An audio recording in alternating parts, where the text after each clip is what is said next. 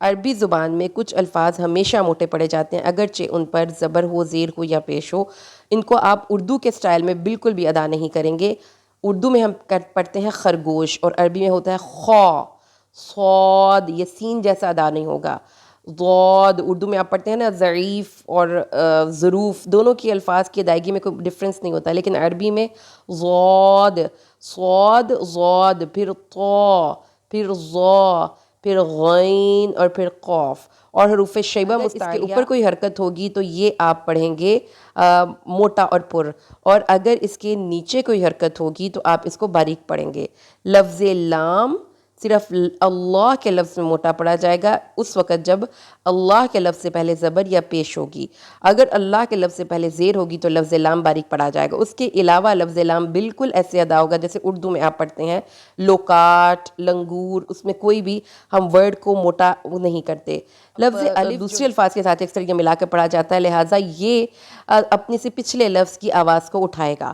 مثلا اگر اس سے پچھلے لفظ میں حروف مستعلیہ میں سے کوئی لفظ ہوں گے تو یہ لفظ بھی انہی الفاظ کے رنگ میں رنگ جائے گا، اور اگر اس سے پہلے حروف مستعلیہ والے الفاظ نہیں ہوں گے تو یہ لفظ ایسا ہی پڑھا جائے گا جیسا کہ یہ ہے. یعنی اگر اس سے پہلے ما ہے تو جیسے مالا، اور اگر اس سے پہلے قوف ہے تو قولا. تو یہ جو پچھلے لفظ ہے اس سے اگلے لفظ، پچھلا لفظ ڈٹرمن کرے گا کہ لفظ الف کی اس لفظ کی ساؤنڈ کیا ہے. آئیے اب ہم اس کو تھوڑی سی پریکٹس میں کہ ان کو اپنے انڈیویجول لیٹرز کی پریکٹس کرنی ہے. خا، صاد، ضاد، طا، ظا، غین اور قاف. اب جب آپ اس کو اپنی کسی عبارت میں پڑھیں گے تو اب آپ نے ان کو زیادہ بہتر طریقے سے ادا کرنے کی پریکٹس کرنی ہے. آئیے ہم پریکٹس کرتے ہیں. جی تو ڈیئر کلاس، اب ہم اس میں صرف جس رول کی پریکٹس کریں گے وہ ہوگا حروف مستعلیہ اور حروف شیبہ مستعلیہ. آپ کو رولز پتہ ہیں، جب لفظ اللہ سے پہلے زیر آتی ہے تو وہ باریک پڑھا جاتا ہے. اب یہ دیکھیے یہ ہے بسم اللہ. اب آپ نے اپنے ذہن میں سوچئے کہ یہ بسم اللہ میں لام موٹا پڑھا جائے گا کہ باریک؟ ویری گڈ، باریک پڑھا جائے گا. کیوں؟ کیونکہ اس سے پہلے زیر ہے. بسم اللہ الرحمن الرحیم. را دونوں جگہ پہ پر یا موٹا پڑا گیا ہے. کیوں؟ کیونکہ را سے پہلے زبر ہے. ٹھیک ہے، بسم اللہ الرحمن الرحیم. اب را کا جو یہ یہاں پہ ورڈ ہے اور جو یہاں پہ را ہے یہ پر پڑا گیا ہے. اچھا جی، اس کے بعد دوبارہ اب ہم دیکھتے ہیں ذالک الکتاب لا ریب فیہ ھدی للمتقین الذین یؤمنون بالغیب ویقیمون الصلاة ومما رزقناہم ینفقون. دیکھیں میں نے آپ کو کہا تھا کہ ریگولر انٹرول پہ ایسے ورڈز کلام میں یوز ہوتے ہیں.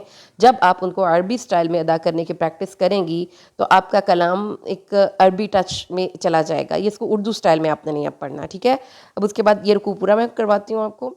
والذین یؤمنون بما انزل الیک وما انزل من قبلک. ٹھیک ہے، قاف اردو سٹائل میں ادا نہیں ہوگا. وبالآخر، خا کے نیچے زیر بھی ہوگی تو یہ پر اور موٹا پڑا جائے گا. وَبِالْآخِرَةِ هُمْ يُوقِنُونَ أُولَئِكَ عَلَىٰ هُدًى مِّن رَّبِّهِمْ. را کے اوپر زبر ہے، موٹا پڑا جائے گا. وَأُولَئِكَ هُمُ الْمُفْلِحُونَ. إِنَّ الَّذِينَ كَفَرُوا، را موٹا پڑا جائے گا. سَوَاءٌ عَلَيْهِمْ أَأَنذَرْ، را موٹا پڑا جائے گا، پر پڑا جائے گا کیونکہ را سے پہلے زبر ہے.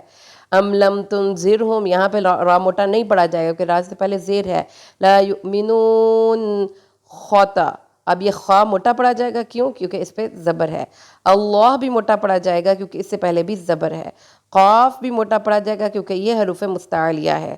ٹھیک ہے، اور پھر اس کے بعد صاد بھی موٹا پڑا جائے گا کیونکہ یہ بھی حروف مستعلیہ ہے. ختم اللہ علی قلوبہم وعلی سمعہم وعلی ابصارہم غشاوہ. اب یہ غا موٹا پڑا جائے گا، غشاوہ، غشاوہ. وَلَهُمْ عَذَابٌ عَظِيمٌ. یہ ضاد بھی موٹا پڑا جائے گا کیونکہ یہ بھی حروف مستعلیہ میں جاتا ہے. اس کو حروف مستعلیہ کہتے ہیں. اگر آپ نے اس کو انگلش میں بولنا ہے تو اس کا بولڈ لیٹرز بولیں گے, ٹھیک ہے. جو بولڈ لیٹرز نہیں ہوتے وہ لائٹ لیٹرز ہوتے ہیں, اور جو لائٹ لیٹرز نہیں ہوتے وہ بولڈ لیٹرز ہوتے ہیں. بسم اللہ الرحمن الرحیم. الف لام میم ذالک الکتاب لا ریب فیہ ہدی للمتقین الذین یؤمنون بالغیب ویقیمون الصلاة ومما رزقناهم ينفقون والذین یؤمنون بما انزل الیک وما انزل من قبلک وبالآخرة هم یوقنون اولئک علی ہدی من ربهم وأولئك هم المفلحون إن الذين كفروا سواء عليهم أأنذرتهم أم لم تنذرهم لا يؤمنون ختم الله على قلوبهم وعلى سمعهم وعلى أبصارهم غشاوة ولهم عذاب عظيم.